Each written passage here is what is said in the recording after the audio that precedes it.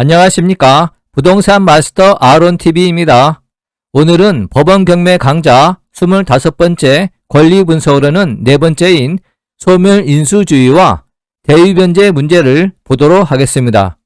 최근에는 깡통 전세주택의 경매 신청이 급등하면서 임차인 입장에서 보증금을 회수하기 위한 최선책을 찾는 것이 중요한 일이 되었습니다. 주택임대차보호법 시행령 개정안이 2월 14일부터 시행되고 있고 주택임대차보호법도 국회에서 심의가 있을 예정입니다. 지난 시간에 소멸인수주의에 대해 공부했는데 오늘은 이어서 대위변제에 의한 임차인의 순위 상승 문제를 자세히 보도록 하겠습니다. 말 그대로 대위변제로 대항력 없는 임차인이 순위 상승으로 대항력을 취득하게 되어 발생하는 문제입니다. 낙찰자 입장에서는 주의하셔야 합니다. 실제 대위변제 사례를 보고 어떤 내용인지 공부하시기 바랍니다.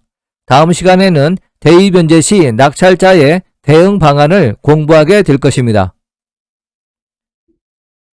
임의 경매의 경우 최선순위 근저당권 설정일이 말소 기준 권리가 되고 이 권리보다 앞선 각 권리는 인수되지만 이후의 권리는 모두 소멸되는 것이 원칙입니다. 다만 담보 물건이 없는 경우에는 강제 경매 등기일이 말소 기준 권리가 되고 이때의 말소 기준 권리는 강제 경매 등기일 자체가 아니라 강제 경매 신청한 채권자의 가압류 등기일로 소급이 됩니다. 임차인이 주민등록 전입신고를 마치고 입주 사용함으로써 주택임대차보호법 제3조에 의하여 대항력을 갖춘다 하더라도 부동산에 대하여 가압류 등기가 마쳐진 후에 그 채무자로부터 부동산을 임차한 자는 가압류 집행으로 인한 처분 금지 효력에 의하여 가압류 사건의 본안 판결 집행으로 그 부동산을 취득한 매수인에게 그 임대차의 효력을 주장할 수 없습니다. 문제는 최근에 증가한 중복 경매에서 발생될 수 있습니다. 예를 들어 가압류된 후에 전입신고한 세입자가 있는 경우 뒤에 누가 경매를 신청하는가에 따라 세입자의 대항력 유무가 가려지는데 강제 경매와 임의 경매가 모두 신청된 경우가 문제될 수 있습니다. 강제 경매가 먼저 신청되고 임의 경매가 나중에 신청된 중복 경매라고 할 때 일단 강제 경매에 의해서 경매가 진행이 됩니다. 그러면 강제 경매를 한 채권자의 가압류 일자가 말소 기준 권리가 되므로 가압류 등기 이후에 전입한 세입자는 대항력이 없습니다. 따라서 어떤 응찰자가 낙찰받았다고 합시다. 그런데 채무자가 경매 신청한 가압류권자의 채무액을 모두 상환한다면 강제 경매는 취하되지만 임의 경매에 의해 경매가 계속 진행됩니다. 그 결과 말소 기준 권리가 가압류 등기 일자에서 근저당권 설정일로 바뀌게 되므로 근저당권 설정 일자보다 빠르고 가압류 등기 일자보다 늦은 세입자는 대항력을 취득하게 되는 것입니다. 따라서 경매는 이와 같이 채무 변제 등에 의해 순위 변동이 가능하므로 낙찰받고 나서도 수시로 그 변동 유무를 확인하셔야 합니다. 대법원 경매 정보의 문건 접수 내역을 보면 알 수 있습니다. 아래 문건 접수 내역을 보시면 2023년 2월 13일 가압류권자 강제경매 취하 동의서 제출, 2023년 2월 13일 채무자 강제경매 취하서 제출, 이런 내용이 나오면 강제경매는 취하되는 것입니다.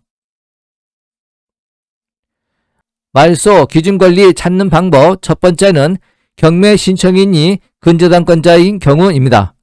근저당권 설정일이 말소 기준권리가 되며 따라서 그 이전에 전입신고한 임차인은 대항력이 있습니다. 다만 가압류는 인수주의의 예외로서 근저당권보다 앞서도 소멸되고 배당이 됩니다. 두 번째, 근저당권이 없는 경우 이때의 경매 등기는 강제 경매밖에 되지 않으므로 강제 경매 등기일이 말소 기준 권리가 됩니다. 그러나 강제 경매 신청한 사람이 이전에 가압류한 경우에는 그 가압류 등기일이 말소 기준 권리가 됩니다.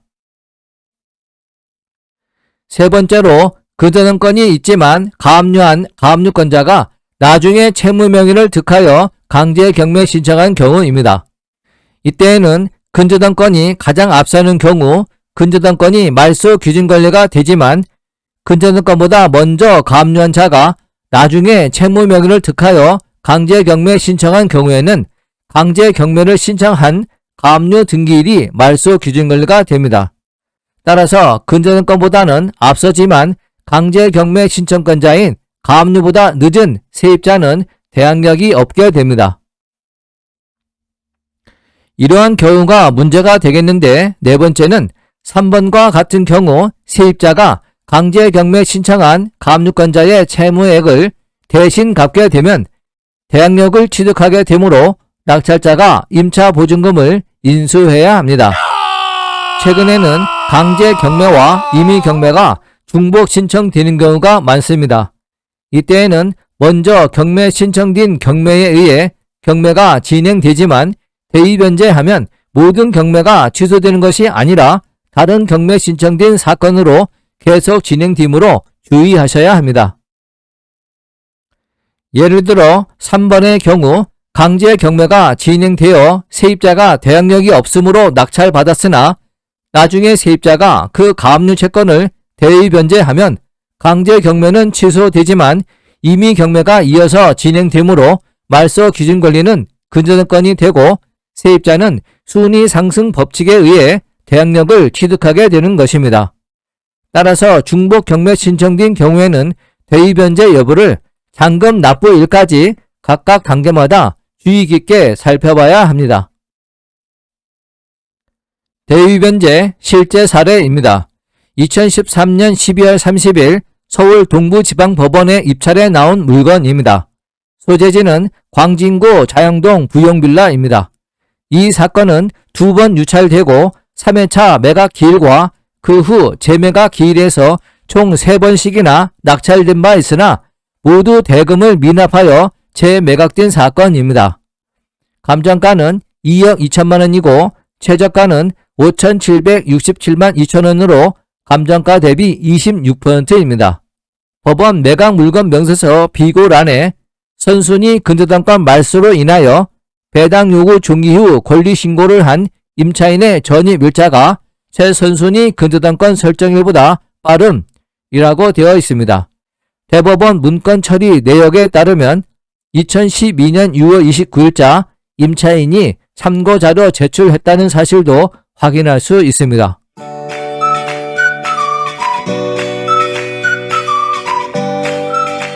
본건의 매각 물건 명세서입니다.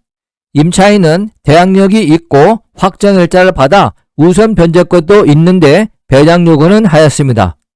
2012년 6월 18일 배당 요구한 것으로 나오는데 비고란을 보면 배당 요구 종기일 이후에 신고하였다고 나옵니다. 따라서 배당 요구하지 않은 것과 같습니다. 또한 원래는 말소 기준 권리 뒤에 대항력을 취득했지만 선순위 근저당권 말소로 인하여 임차인의 전입신고가 최선순위 근저당권 설정일보다 빠르기 때문에 매수인이 임차보증금을 인수해야 한다고 기록되어 있고 이런 이유로 세 차례 재매각으로 특별 매각 조건이 매수보증금 20% 납부 조건입니다. 이와 같이 임차인의 대의 변제로 인하여 선순위 근저당권 우리은행 2001년 6월 11일자 채권 최고액 4,800만 원이 말소됨으로써 2순위 근저당권자 한울 HU 2012년 2월 16일자 채권 최고액 1억 원의 순위가 상승하여 말소 기준 권리가 되었고 이로 인하여 임차인의 전입일자가 말소 기준 권리보다 빨라 대항력이 발생하게 된 것으로 판단됩니다. 그런데 임차인이 배당 요구 신청은 했지만 배당 요구 종기일 2012년 6월 4일을 지난 후에 신청하여 본건 매수인은 임차보증금 1억 3천만 원 전액을 인수해야 합니다. 이 부분에 대한 권리분석 착오로 인하여 대금을 미납한 것으로 추정됩니다. 그것도 3번씩이나 반복이 되었습니다. 이 사건은 대항력이 있는 임차보증금 1억 3천만 원을 인수하는 것을 전제로 입찰해야 합니다. 오프라인도 아니고 온라인상으로 말하기 곤란하지만 참으로 어처구니 없는 사건입니다. 이에 대한 대처는 다음 시간에 대의 변제 시 낙찰자의 구제 방안을 단계별로 설명드리도록 하겠습니다.